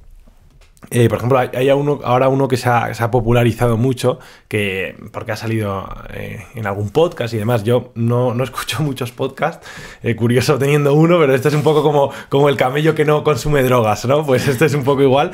Y hay uno pues que ya te digo, he visto porque me lo han pasado mis amigos en plan de trae a este tío, y naturalmente no le voy a traer, que se llama Exponiendo la Verdad, que bueno, es un tipo que habla de conspiraciones, pero de cosas como que la Tierra es plana, de que vivimos en una no sé cuánta dimensión, que vienen los, yo que sé, reptiles de no sé qué y se comen a las familias reales, y las familias reales degollan a niños pequeños y se beben su sangre y tal. Es decir, cosas sin ningún rigor científico, pero ya no es rigor científico, es ya películas de Hollywood, Sí, sí. ¿no? Sí, bueno, es que la paranoia es un tipo de psicosis que parte de premisas verdaderas, pero llega a conclusiones falsas. Sí, sí. Entonces, pues sí, todo es como muy razonable, pero es que estás partiendo de una premisa, estás haciendo una evaluación de la realidad que no se corresponde. Lo peor es que esta gente tiene tan bien estudiados los discursos que les haces un debate, y si tú no lo tienes igual de preparado, probablemente te ganen, porque básicamente su día a día es eso. Es decir, se inventan historias o hilan historias y tienen una imaginación increíble, y la gente se lo acaba creyendo. ¿Por qué? Pues porque... ¿Cómo te lo cuentan? Le ponen tantos sentimientos, tanta pasión, que yo creo que es una de las claves, que muchas veces eso, la pasión, los sentimientos vencen a la razón. Y yo creo que es uno de los problemas a los que nos enfrentamos, ser capaces, porque es posible que lo que comentabas tú, de que algo se haya hecho mal, o de que la verdad, en lugar de explicar, se nos esté intentando imponer. Es decir, la Tierra es redonda, o bueno, es un geoide, ¿no? Tiene forma... Por esto. Y ya está. Y le preguntas al profesor, oiga, ¿pero por qué? Y dices, porque sí. Claro, igual, en lugar de eso, sería mucho más sencillo si el modelo educativo explicase con ciencia por qué las cosas son como son. ¿Qué creéis que habría que hacer? Además, mira, ya abro otro melón, que es el de la libertad de expresión, que lo estoy comentando bastante con los últimos invitados. El episodio 15 y el episodio 16 los comenté. Mi último invitado, Fernando Paz, me hablábamos sobre la libertad de expresión, ¿no? Y para él, por ejemplo, la libertad de expresión no tenía que tener límites, salvo en los que se sugiriese o expresasen ideas de crueldad. Es decir, que si, por ejemplo, para él, una persona con camiseta blanca, o yo mismo, le parece que son inferiores las personas con colgantes dorados, lo podría decir. Lo que no podría decir, y por lo que habría que censurarle, sería en el caso de que expresase ideas de crueldad. Es decir, vamos a matar o que se mofase de las personas que llevasen colgantes dorados.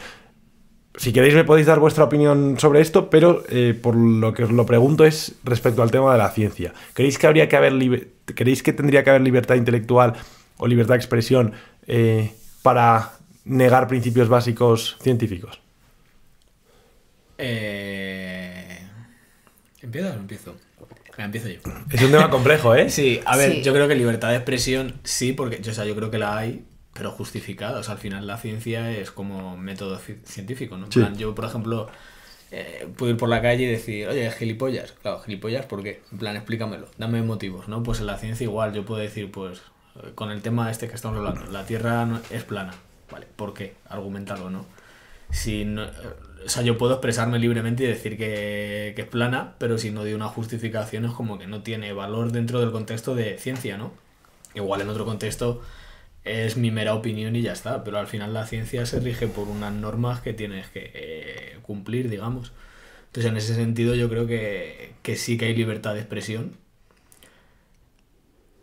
Salvo en ciertos casos, a lo mejor, cuando a lo mejor yo creo que estás estudiando a lo mejor un tema peliagudo y tienes unos resultados que a lo mejor no son muy interesantes a nivel de gobierno, o que estás dando una visión, una realidad muy cruda. Vale. Por ejemplo, ahí yo sí estoy seguro de que no hay libertad de expresión, porque además me han contado cosas.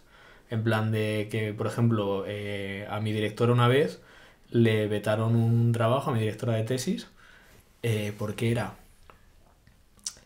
creo que era porque, bueno, hay una teoría que se llama ecostabilidad femenina dentro de la antropología, que es que las mujeres nacen como más preparadas que los hombres para las adversidades. Por ejemplo, Vale. un ejemplo muy sencillo es que tienen más adiposidad que nosotros por dimorfismo sexual ya desde bebés. Vale. Entonces, un bebé niño y un bebé niña, digamos, frente a un periodo de hambruna, la niña va a ser más ecoresistente, se diría, que el varón por tener más adiposidad, tiene más reservas, ¿no? Vale. Pues no sé si fue por ese tema o por un tema parecido, le rechazaron un artículo porque era como bastante peligroso, que a nivel de ideología decir que las mujeres eran como superiores, que no sé qué, y es como, cuidado, que nadie está diciendo que nadie sea Claro. superior a nadie, ¿no? Está diciendo que para una determinada cualidad pues es más, tiene más fortaleza, digamos, ¿no? Entonces yo creo que en ese sentido, salvo contadas ocasiones, sí que no hay libertad de expresión, pero sí que la hay. Y luego en términos generales a nivel de sociedad, que no sé si nos has preguntado eso también, Sí. yo creo que el problema que estamos teniendo es que empieza a no haber mucho filtro. Entonces hay una frase que es como que tu libertad mi libertad empieza donde acaba la tuya. Sí. Y es como, a ver, todos tenemos que convivir, ¿no? Entonces es lo que decías de la crueldad, ¿no? Pues a mí me parecerá más bonito, más feo que alguien lleve no sé qué cosas, pero no voy a decir, oye, tú eres un imbécil por vestir como vistes, o por lo que sea, ¿no? Y al final creo que también, ya por cerrar y te doy paso, creo que estamos polarizando mucho las cosas y despreciando mucho las historias. Y al final yo creo que tenemos que centrarnos más en nosotros mismos que en el resto. Y ya está. Y no ser tan... saber que hay grises en el mundo, Sí. que no todo es blanco o negro. A ver, ya lo has dicho tú casi todo, ¿no? Libertad de expresión, pues libertad de expresión siempre desde el respeto, ¿no? O sea, yo... ¿Pero crees que la hay? Yo creo que sí que hay... La gente habla muy gratuitamente. Yo creo que sí que en general, incluso el que ya... si quieres ver un personajillo, darle un carguillo, ya el hecho de posicionarte en una cierta situación... te puede hacer ser cruel con los demás, pero siempre desde el respeto. Tú puedes tener una opinión y puedes basarte en lo que sea. Yo como psicóloga entiendo que cada persona se tiene que manejar con ciertas creencias y ciertas realidades. O sea, yo hay ideas, tengo amigas con ciertas ideas que no comparto. Hay veces que intentan... decirme, es que esto es así porque mira, es que esto lo ha dicho no sé quién. Ya, pero es que yo tengo mi propio criterio y desde el respeto yo veo muy bien que tú creas lo que está diciendo Pepe Pérez, pero es que yo desde mi experiencia admito la duda, a lo mejor Pepe Pérez tiene, pero sí que necesitamos es esa necesidad del ser humano de tenerlo todo controlado y de entender que lo sabe todo y lo quiero expresar y lo quiero compartir. Porque si yo creo que yo te estoy viendo el pelo negro, pero tú en realidad lo tienes verde, pues tengo que convencer a Roberto de que existe la posibilidad de que tú tengas el pelo verde y te estemos viendo el pelo moreno. Entonces, puedo expresarme, pero de ahí ya a faltarle al respeto, porque él me dice, Gloria, es que Luis tiene el pelo moreno. No, se generan unas fricciones totalmente absurdas, que yo creo que en el Bajo Lempa no están con esas chorradas, ¿no? Pero sí que libertad de expresión, pues siempre que no faltes al respeto ni a la integridad de la otra persona. O sea, hay gente que para empezar, en vez de decir, pues mira, opino que esto no es así o tal, es a ver tú, gilipollas, ¿qué estás diciendo? No sabes ni de lo que hablas, ¿no? O sea, entonces sí que estáis de acuerdo, por ejemplo, a que se pueda divulgar el caso que os ponía del canal de YouTube, ¿no? Que se dedica a exponer que la Tierra... Bueno, a exponer, a decir que la Tierra es plana. En esos casos sí que lo censuraríais si fueseis el gobierno, si fueseis un ente... Hombre, si está engañando, si dan pruebas de que la Tierra es plana y hay evidencia de eso, pero que no estén manipulando... Claro, es que el tema es ese, que no hay una contrastación. Hay tantísimos millones de informaciones por ahí pululando que son diametralmente opuestas, que es muy difícil. Pero sí que habría que controlar el tema, pues de lo que afecte a lo que es, yo qué sé, la moralidad más general, no sé. O sea, por ejemplo, el hecho de que haya una brigada de Guardia Civil visionando todos los vídeos de la pornografía que hay por todo el tema que se ha desentrañado, el tema de abuso a menores, que, o sea, hay cosas que son de pura necesidad. Luego ya en cuestiones... de más, pues que sí que se debería tener un poco de control sobre lo que la gente dice, porque hay gente que se lo cree y hay cosas que generan mucha angustia y pues no sé, la bromita que gastó Orson Welles, que estaban invadiéndonos los extraterrestres por la radio, aquello fue algo que hubo gente que se suicidó, o sea, fue una cosa horrible. Entonces, libertad de expresión, pues claro, o sea, ¿hasta qué punto? Siempre y cuando no suponga una hecatombe en general para la salud pública, mental y física del resto. O sea, por mostrar opiniones, pero no es que hay opiniones que no es decir, es que yo opino, no, es que yo digo que esto es así y te lo impongo por el artículo 33 y no me baso en nada. Y aún así, o sea, podemos decir, pues todos los niños que nacen... yo qué sé, había una tendencia, un estudio que se hizo, ¿no? Es que los niños nacen en luna llena. Pues no, se hizo un estudio de hecho y al final concluyeron otras cosas. O sea, el método científico bien llevado a cabo, o sea, el método científico se basa en plantear una hipótesis. Yo creo que nacen más niños en luna llena. Vale, pues vamos a ver, vamos a hacer un recuento durante X tiempo con un número significativo de nacimientos y vamos a ver cuántos nacen. Pues por lo visto, al final concluyeron, y que si hay algún pediatra me corrija, esto creo que fue en los años 80-90, que había nacimientos igual en todos los días del ciclo lunar, pero sí que había un descenso de nacimientos entre las 10 y las 12 de la mañana. No es que no hubiera nacimientos, es que significativamente había menos nacimientos entre las 10 y las 12. Pues fue un hallazgo, o sea, tan fácil es, tan significativo es decir... voy a comprobar mi hipótesis, tan importante es comprobarla como refutarla. Claro. Pues yo pensé que no, que es que todos los niños nacían en luna llena, pues todos cumpliríamos años en los mismos días del mes, ¿no? ¿Y qué papel juega el ego en estas hipótesis? Yo creo que mucho. Yo es que según estabais hablando estaba pensando primero en... Buah, es que igual no vetaría la libertad de expresión en un canal como el de La Tierra es plana. Claro. Digamos. Porque al final, pues lo que dices, ¿a quién hace daño que digas que la Tierra es plana? Pero estaba pensando en el COVID, por ejemplo, y en todas las apariciones, que me da mucho coraje, de Miguel Bosé en televisión, que era como súper negacionista y que le daban como mucho bombo en tele y mucho espacio, y es como, pero joder, si estáis contribuyendo con... Mucha gente se lo creía. Bueno, y cuando el presidente de Estados Unidos dijo que eso se pasaba bebiendo lejía, y pues mucha gente bebió lejía, o sea... Pues esas gilipolleces, pues sí que las controlaría un poco. O sea, atenta contra la libertad de expresión. Sí, pero Claro. es que al final es como... Es que Ya, estás llevando a gente a tener lo a que- poner lo que en pasa peligro es- su integridad es que, física. claro, a mí el problema, o sea, yo, claro, pienso igual, pero luego tengo otro pensamiento que me hace pensar diferente. Y es decir, ¿cuándo pones el límite? ¿Dónde marcas Claro, el ¿y límite? qué lo pones, sobre todo? Claro, yo por eso, cuando hablé con Fernando, lo que él dijo me pareció bastante interesante. Es decir, él, por ejemplo, no le pondría un límite intelectual o un límite de libertad de expresión a nada que sugiere, que surja, perdón, de esto, del debate, de las argumentaciones, de lo intelectual, por así decirlo. ¿Por qué? Porque, claro, un día, por ejemplo, puedes empezar a censurar a la gente que piensa que la Tierra es plana, pero puedes acabar censurando a la gente que piensa que Marx era no sé qué, o que el marxismo no funciona, por ejemplo, por puros intereses ideológicos o... Sí, no, bueno, y que antes lo que pasaba era que se censuró, por ejemplo, al que dijo que la Tierra no era plana. Claro, efectivamente. Entonces es como que muchas cosas no, pero... Es decir, nos pareceríamos un poco... Claro, entonces, claro, porque ahí el problema sería que la ciencia se estaría convirtiendo en dogma. Y la ciencia no es un dogma.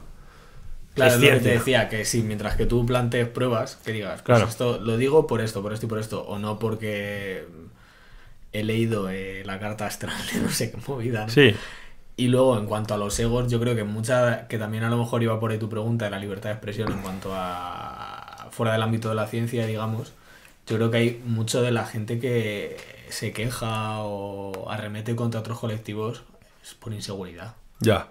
O sea, al final es como, no quiero que la gente vea mis carencias, voy a manifestar las carencias, que no son carencias, ¿no? Obviamente, de otros colectivos. Y así como que desvío la atención a las mías, digamos. Es como una manera de protegerme. Tú ahí vas a saber más que yo. Yo lo entiendo como usuario de a pie. Otra pregunta quería haceros, y ya casi terminando, porque ya llevamos un buen rato hablando, era sobre el dinamismo y la vertiginosidad de la sociedad, principalmente occidental, pero realmente no solo occidental, ya es algo que, debido pues, al globalismo, ha extendido y se ha expandido a todos los rincones del mundo. ¿Esto afecta a nuestra salud? Sí, porque realmente no estás... ahora todo este tema de que está de moda, pero que está comprobado que realmente es así, el no vivir aquí ahora, estamos viviendo angustiados por un futuro que no sabes si va a llegar y estamos obsesionados con echar vuelta atrás que ya no tiene sentido. Y mientras tanto sigues avanzando, pero como pollo sin cabeza. Entonces, sí que afecta, pero... Al hilo de la vivencia del Bajo Lempa, allí la gente vive como más cachazas. A lo mejor a pesar de tener ciertas carencias, sí que yo no he denotado mucho sufrimiento. Hay mucha aceptación de la realidad. Vale. Quizá por sus creencias religiosas, Diosito tal, si Dios lo manda, como una conformidad. O por el clima que tampoco te permite ir muy vertiginosamente. O sea, yo misma que aquí tengo un ritmo más frenético, allí es que tenía que parar, porque es que mi cuerpo no me acompañaba. O sea, estaba fundida la mayor parte del día por el calor. Entonces, sí que afecta. Yo creo que queremos vivir como muy deprisa y deberíamos practicar más técnicas, más de vivir en el aquí y en el ahora. ¿Tú qué opinas, Roberto? Lo mismo. O sea, de hecho ya he llevado un poco a mi experiencia personal, a mis vivencias personales. El hecho... Bueno, tú ahora, por ejemplo, lo estás viviendo, que estás ahí en la uni con clases y demás. Yo creo que llega un momento en el que queremos todo tan rápido y todo va tan deprisa que intentamos subirnos a ese carro de velocidad y pasa factura a nivel de salud. Yo, por ejemplo, cuando estaba acabando la carrera, primer año de máster y tal, en época de exámenes, de estar súper sobresaturado, de tengo que hacer, tengo que entregar, tengo que no sé qué, tengo que no sé cuántos, me salió dermatitis seborreica en el pelo, en plan como a nivel de algo somático, de somatizar, ¿no? Y luego, por ejemplo, yo qué sé, cuando estoy así como una época muy convulsa de trabajo, tal, no sé qué, pues a lo mejor con problemas más de gastrointestinales, no sé qué, no sé cuántos. O sea que, por ejemplo, en mi caso yo sí que me lo noto a nivel fisiológico. Y luego muchas veces intento pensar y decir, joder, pues es que son PDFs, o sea, son documentos, son papeles, que qué más me da tenerlos el día 26 que el día 29. O sea, al final sí que hay detrás una presión de que entregar tal fecha, no sé qué, no sé cuántos, que muchas veces es razonable, porque si no esto también es jauja, ¿no? Pero creo que somos muy exigentes con otros y con nosotros mismos también. Vale. Y creo que eso, igual que decía Nuria, eso en El Salvador nunca lo he vivido. O sea, es como que allí es como que mucha gente con la que he estado, pues llego tarde al trabajo, no sé qué. Y yo era como, hostia, y no estás asustado en plan a ver qué te van a decir o lo que sea. Que yo aquí llego tarde y a lo mejor no me dicen nada, ¿no? En plan de, pues todo el mundo puede perder un tren o lo que sea. Pero la angustia que tienes ya por dentro de decir, madre mía, la que me va a caer. O que ya vas así asustado, allí nada, en plan, pues nada. Ok, pues ahora otro tema que bueno, yo creo que esto ya va a ser para cerrar. Lo voy a hilar además porque tiene que ver con los dilemas éticos y Nuria no sé si lo sabe, pero Roberto sí que ha visto más episodios. Sabes que suelo terminar con los dilemas éticos. Ahora os lo haré, pero antes quería comentar, pues como ya que vamos a hablar de los dilemas éticos, pues preguntaros por los dilemas éticos en las investigaciones. ¿Los hay? A ver, sí. O sea, yo por ejemplo no estoy muy dentro de lo que es el diseño de los estudios y demás, pero por ejemplo cuando se diseña un fármaco y se tiene que poner a prueba en un colectivo, y digamos que es un colectivo que requiere cierta urgencia por la patología que tenga, muchas veces, por lo que hemos estado hablando casi todo el rato, del tema del grupo control y del grupo control que recibe un placebo y del grupo que recibe un fármaco, pues eso ya es un dilema ético bastante gordo, porque ya uno de por sí va a recibir el tratamiento que supuestamente, porque luego hay que probarlo y demás, ¿no? Y testearlo y ver que es así, pero que supuestamente le va a curar, y el otro no, que no implica que no lo vaya a recibir, que cuando acaba el estudio, cuando acaba el periodo de observación o lo que sea, obviamente lo va a recibir. Pero digamos que hay un grupo que empieza antes. Vale. Entonces obviamente yo creo que siempre entra... ese componente siempre está, pero es que también es necesario, porque no puedes... Pero yo eso no lo sabía, o sea, cuando termina el estudio se le da ese tratamiento. Sí, resultado... Sí, si resulta exitoso, sí. Vale. Claro, porque si no, por ejemplo, con el cáncer... Claro, o sea, una palmadita en la espalda y a casa no. ¿Sabrías explicarnos, por ejemplo, cómo funciona con el cáncer?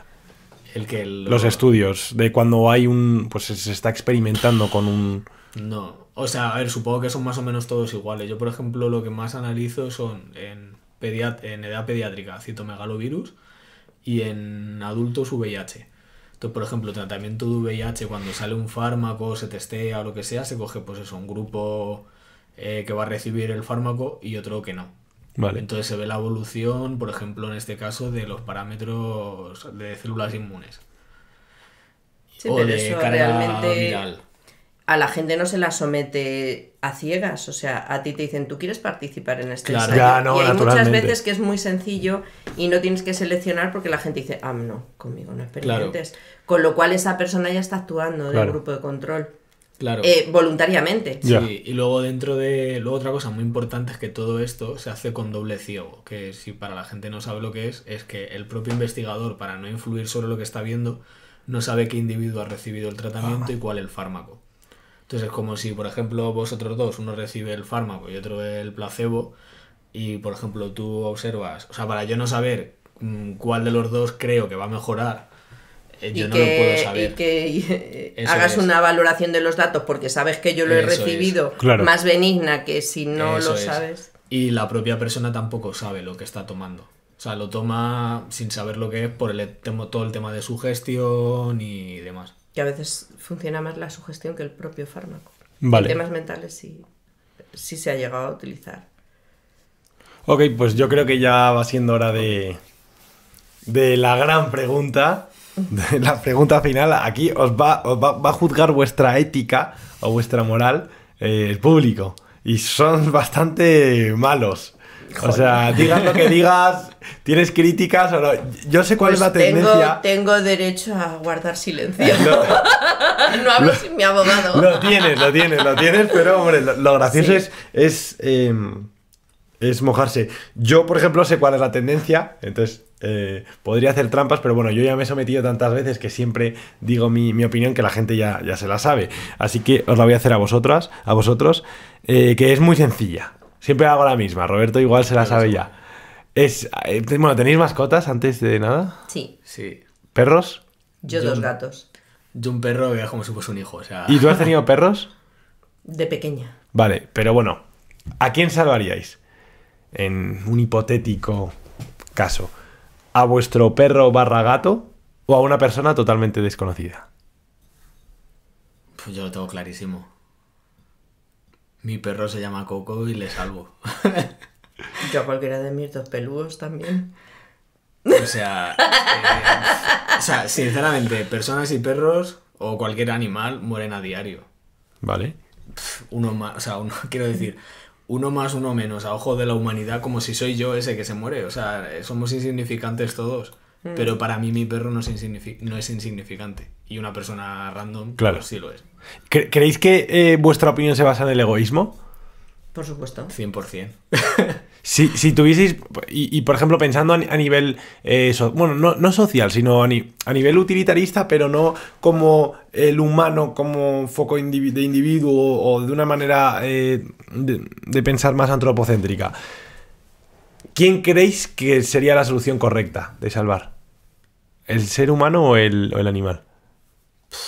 No desde una perspectiva antropocéntrica, porque claro, a nivel social es verdad que aporta más un humano que un perro a la sociedad. Cuidado, Bueno, a ver, igual sí, con un perro, pero sí a nivel me refiero eso, antropocéntrico, a nivel vale. en el sistema capitalista en el que vivimos, y aún en el sistema capitalista aporta más a la sociedad, porque al fin y al cabo pues una persona aporta según que humano. riqueza. Según que humano, es cierto. Porque si es un criminal, a lo mejor está muy bien que desaparezca. Sí, pero suele ser criminal malo, asesino. Pero suele ser, vosotros que sois investigadores, suele ser un humano promedio. O alguien es vago. decir, claro, no, pero tiene que ser un humano promedio, alguien que aporta. Pues habría que salvar al humano, pero madre mía. Es curioso, Me estás poniendo... Ahora es un dilema ético. Sí. Yo creo que se diluye. Somos muchos. El efecto de ese humano se diluye y salva y en a lo mi que no perro. haga él lo hace otro, ¿no? Salva a mi perro. Pues muy bien, este era el dilema ético, luego lo subiremos a TikTok, la gente le encanta rajar. ¿Habéis elegido correctamente? Si basamos el elegir correctamente algo en base a las críticas que recibes, porque la gente suele ser crítica con todo lo contrario, es curioso. O sea, las personas los invitados, mejor dicho, que salvan o salvarían en el hipotético caso a un humano, son mucho más criticadas que las personas que salvarían a sus animales. Es curioso porque estamos diciendo de que el que está criticando, o sea, alguien está criticando detrás de la pantalla a una persona que le salvaría a él en lugar de a su perro, ¿sabes? Sin embargo, él se ceba. Bueno, es curioso también el comportamiento humano. En estos casos tú no nos podrías decir mejor. Así que nada, yo creo que, bueno, charla bastante extensa, no sé cuánto hemos hablado, pero más de 1:30 seguro. Pues recorta. Casi 2 horas. Recorta lo que no te interese. Todo ha sido muy interesante, la verdad, así que no hará falta recortar nada. Así que Roberto. Muchas gracias. Nuria. Mil gracias por venir, espero que os lo hayáis pasado bien, que hayáis disfrutado muchas gracias a ti. de la estancia aquí en Compe Podcast. Así que nada, para la audiencia ya sabéis que si queréis ayudar tanto a Roberto como a Nuria, bueno, vuestras redes ya habrán salido al principio, lo hemos comentado a mitad, lo comentamos también al final. Seguidles, si queréis interactuar con ellos, preguntarles, apoyarles, preguntarles cómo se puede ayudar en estos tipos de estudios o incluso colaborar. Si alguien quiere colaborar con El Salvador, con el Bajo Lempa, que os hablen y vemos cómo se puede hacer. Así que nada, ya sabéis que si queréis apoyar al canal, pues podéis suscribiros a él, tanto en YouTube, Instagram como TikTok, aunque también estamos en Spotify, aunque no solemos subir casi contenido, porque al fin y al cabo donde tenemos la mayor audiencia es en YouTube, así que bueno, suscribiros a YouTube, dadle like, compartidlo con vuestros amigos, familiares, novios, novias, con lo que queráis, y nada, nos vemos en el próximo episodio. Esto estará siendo publicado, no lo sé, pero creo que a finales de octubre, así que es posible que esté coincidiendo con el documental. que espero ojalá ya esté terminado por entonces, no sé si será antes, no sé si será después, pero bueno, en cualquier caso, apoyar y eso, y mil gracias por estar siempre detrás de la pantalla, así que hasta luego. Fin.